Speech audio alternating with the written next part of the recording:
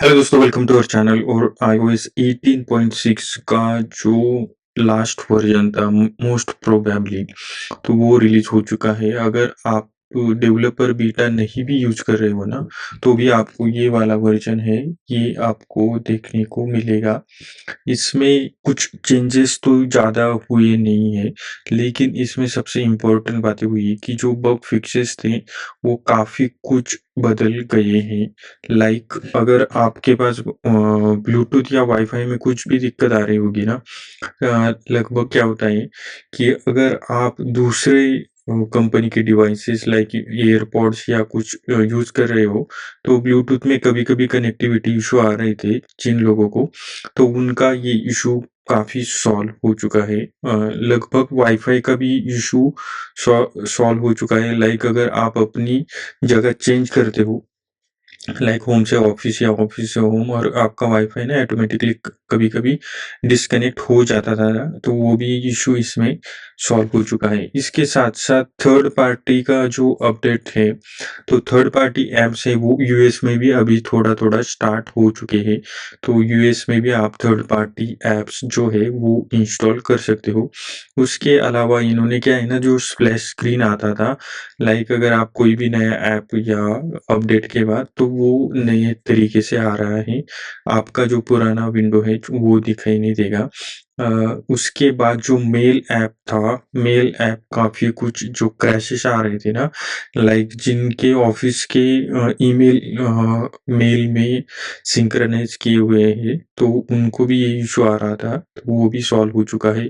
उसके अलावा फिक्सेस में लाइक नोटिफ़िकेशन के जो ग्रुपिंग होती थी ना, वो ठीक से नहीं हो रही थी, या फिर उसमें थोड़ा-सा लेट हो रहे थे। लाइक अगर आपने आपके नोटिफिकेशन को टाइम सेंसिटिव नोटिफिकेशन पे ऑन किया हुआ है, फिर भी उसका नोटिफिकेशन आपको, अगर आप डू नॉट डीएनडी यूज करते हो, तो वो बाद में आ रहा था।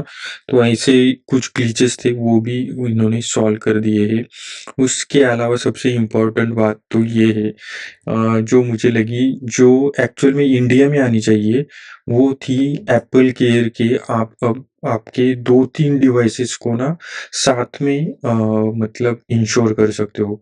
लाइक अगर आपके पास आईफ़ोन है, आपकी बहन के पास, भाई के पास आईफ़ोन है, और आपके पास एक मैकबुक है, तो आप ये तीनों का जो सब्सक्रिप्शन है एप्पल केयर का, वो साल भर का ले सकते हो।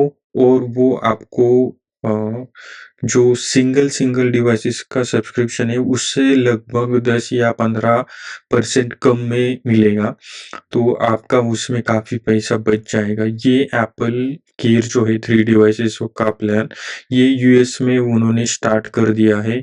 और उसके साथ-साथ जिन लोगों के पहले ही आईफ़ोन या जो नए डिवाइस उन्होंने बाद में लिए, और वो इंश्योरेंस में है, लाइक 1 साल की वारंटी उनकी है, तो उनको रिफंड भी मिलना स्टार्ट हो चुका है।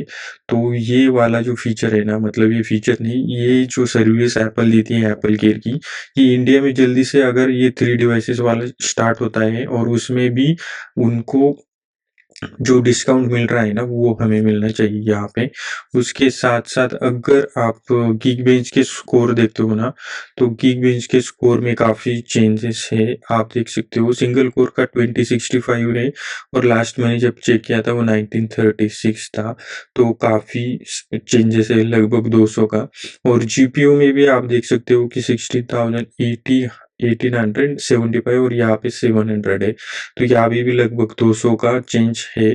तो ये काफ़ी अच्छी बात है। लेकिन इसमें एक ग्लिच ये हुआ है, इसको ग्लिच नहीं बोलते हैं, एक्चुअल में जो बैटरी साइकिल का काउंट होता है ना, तो वो जब भी नए अपडेट आते हैं ना, तो चेंजेस होता है। वो कैलिब्रेशन वगैरह में वो चेक करता है, और कैलिब्रेशन अगर थोड़ा-सा ऊपर-नीचे होता है, तो आपका जो बैटरी साइकिल का काउंट है वो कम-ज़्यादा होने वाला है। तो आप वो देख सकते हो।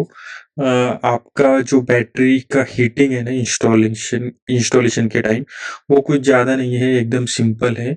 ज़्यादा बैटरी हीट नहीं होती है। और मेरे ख़्याल से ना ये वाला जो अपडेट है ना, ये काफ़ी कूल वाला अपडेट है, क्योंकि इसमें नए फीचर्स वगैरह तो ऐड नहीं किए, लेकिन बग फिक्सेस काफ़ी अच्छे हुए हैं और लगभग ये लास्ट वाला अपडेट होगा। इसके बाद 18.6.1 वगैरह आ सकते हैं, अगर थोड़े बहुत इन्होंने अगर ग्लिचेस वगैरह या बग फिक्सेस करने हो तो। नहीं तो ये लगभग लास्ट होगा और इसके बाद सीधा आपको आईफोन 26 देखने को मिलेगा।